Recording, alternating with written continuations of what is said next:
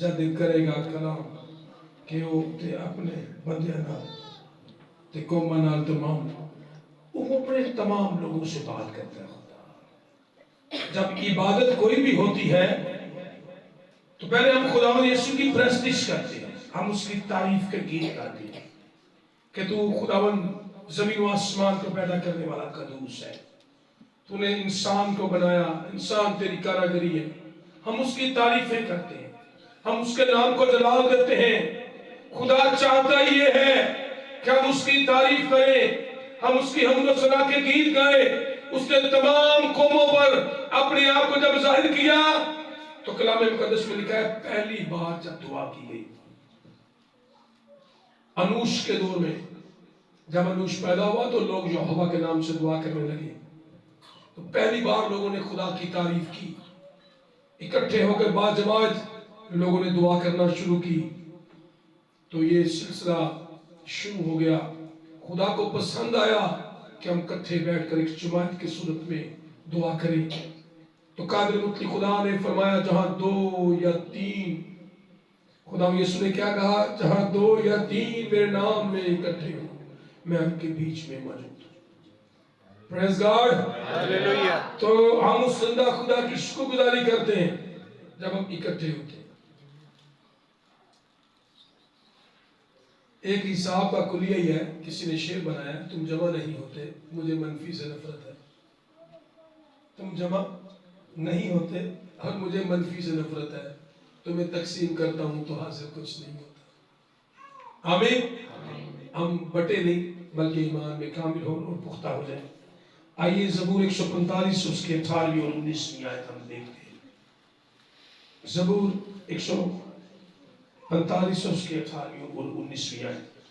और कलाम मुकद्दस में जो लिखा है, खुदा उन सब के करीब है जो उससे दुआ करते हैं। खुदा उन सब के करीब है, खुदा उन सब के जो उससे दुआ करते हैं, यानी उन सब के जो सच्चाई से दुआ करते हैं, जो उससे डरते हैं, वो उनकी मुराद पूरी करेगा और उनकी फरियाद सुनेगा और उनको बचा लेगा। आमीन।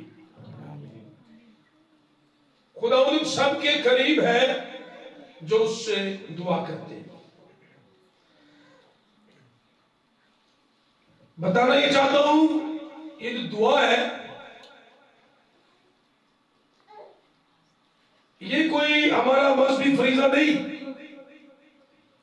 कि हमने दुआ मजहबी फरीजा जानकर करनी है। ये रिलेशनशिप है अपने बाप के साथ। हमें जो सिखाया गया है कि जब तुम दुआ करो तो कहो, ऐ बाप तेरा नाम पाक बना जाए, तेरी बादशाही है, मेरी जिंदगी में सदा तेरी बादशाही रहे। तो फिर खुदा करीब आ जाता है। ये एक रिलेशनशिप है, एक ब्लेसिंग है।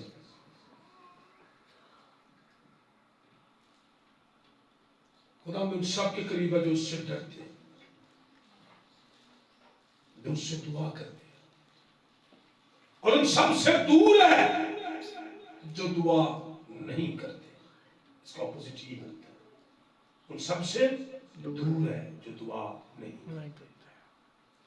जो खुदा के करीब रहते हैं, जितना उसके करीब जाओगे वो उतना ही करीब आएगा।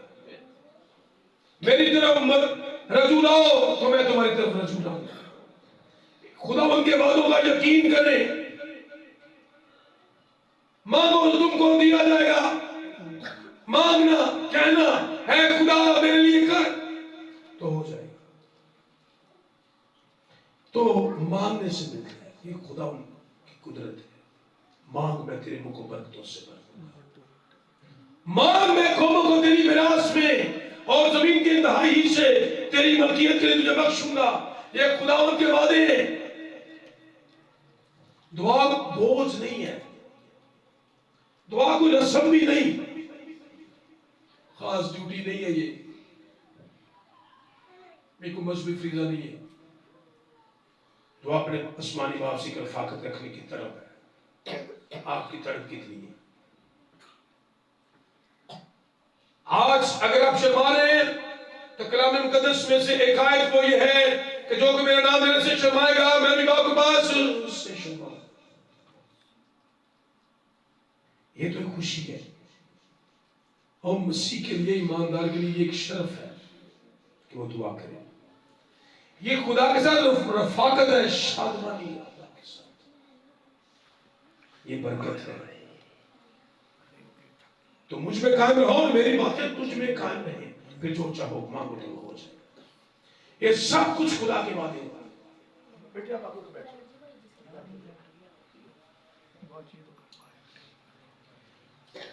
जो प्रेयरलेस लोग हैं असल में वो पावरलेस होते हैं। प्रेयरलेस क्रिश्चियन जो दुआ नहीं करते वो पावरलेस क्रिश्चियन होते हैं। बहुत से लोग घर में दुआ करते हैं, अच्छी दुआ करते हैं, चर्च में दुआ नहीं कर सकते। वो घर में जरूर खुदा के झुकते हैं, ईमानदारी में भी वो कामिल है, मगर चर्च में दुआ वो कहते नहीं, वो ऐसा नहीं, वैसा नहीं। आपके अल्फाज उल्टे हो सकते हैं, खुदा आपकी नीयतों से वाकिफ है।